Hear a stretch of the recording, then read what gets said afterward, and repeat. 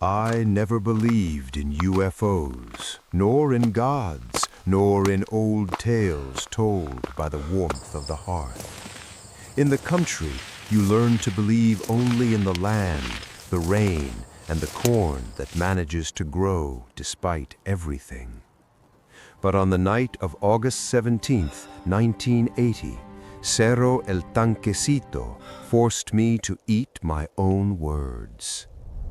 I was heading home after checking the animals when the sky turned white. It wasn't lightning, it was something deeper, as if the air itself had screamed.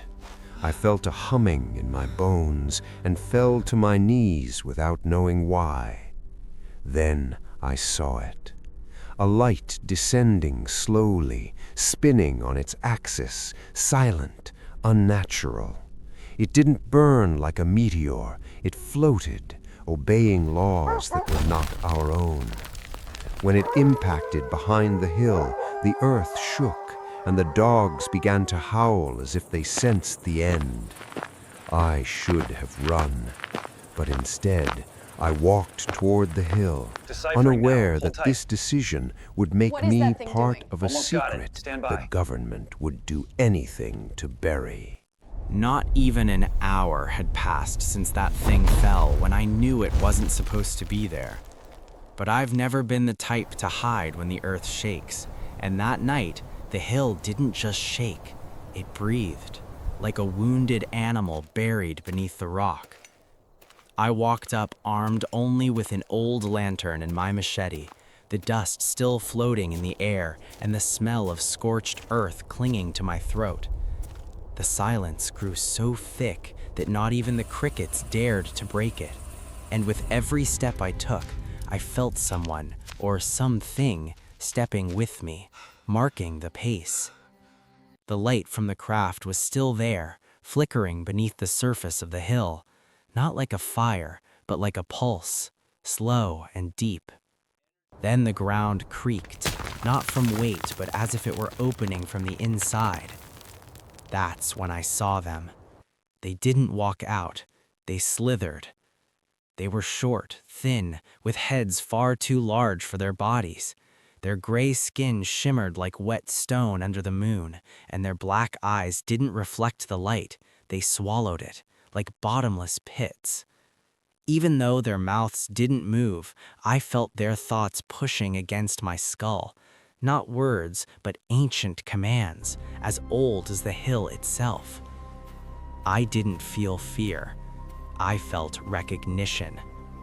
One of them stepped closer than the rest and raised a long, impossible hand. In that moment, the hill was filled with images. Men kneeling, bonfires, stones carved with symbols we never learned in school, blood mixed with corn, and those same gray figures watching from the sky while they were called gods. "No Chingen," I muttered, gripping the machete. The closest one tilted its head, as if that word sounded familiar. Then, something moved behind them. Something larger. Something that wasn't supposed to wake up yet. And the pulse beneath the earth turned violent, like a heart about to burst. The grays turned at the same time, tense, and for the first time, I felt their fear seep into me like a foul chill.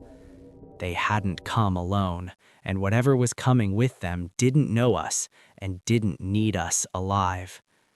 I took a step back, never taking my eyes off them, because I understood a simple and brutal truth. The hill wasn't the impact site. It was the prison, and I had just stepped right on top of it.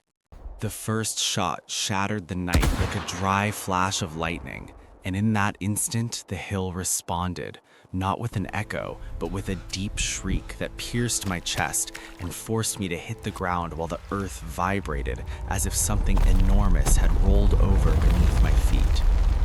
Lights appeared from below the path, several of them, moving fast, chaotic, and I knew they weren't coming for me, they were coming for them, though neither side seemed to understand what they were getting into. "Contact! Visual contact!" a human voice shouted, trembling, amplified by a radio. The soldiers climbed the hill, aiming at everything that moved. Helmets, rifles, orders barked as if that could impose some kind of law. And then one of the Greys turned slowly toward them, unhurried, as if evaluating livestock. There was no explosion. There was no beam. The soldier in the lead simply folded in on himself, as if something invisible had switched off his body, and he fell soundlessly, eyes wide and empty. That was when the hunt began. The Greys moved through the shadows of the hill with impossible precision, appearing and disappearing behind the rocks. Every time one of them raised a hand, a soldier fell, bleeding from the nose, convulsing, or screaming at things that weren't there. But they weren't the only ones.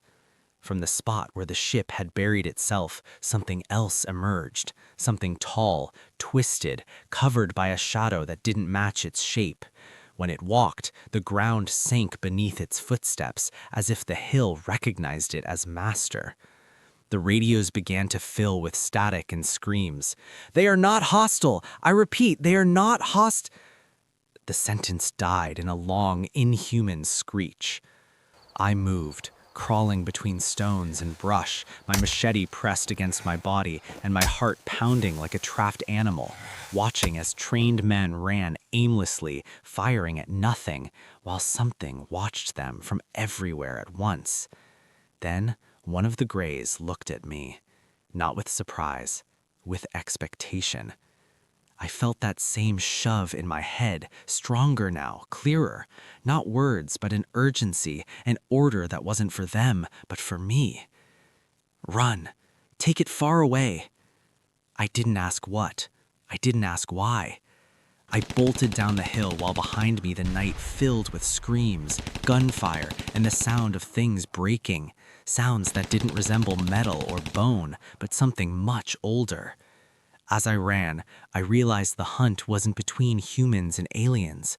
The hunt was a sacrifice, and the hill was choosing who got to stay.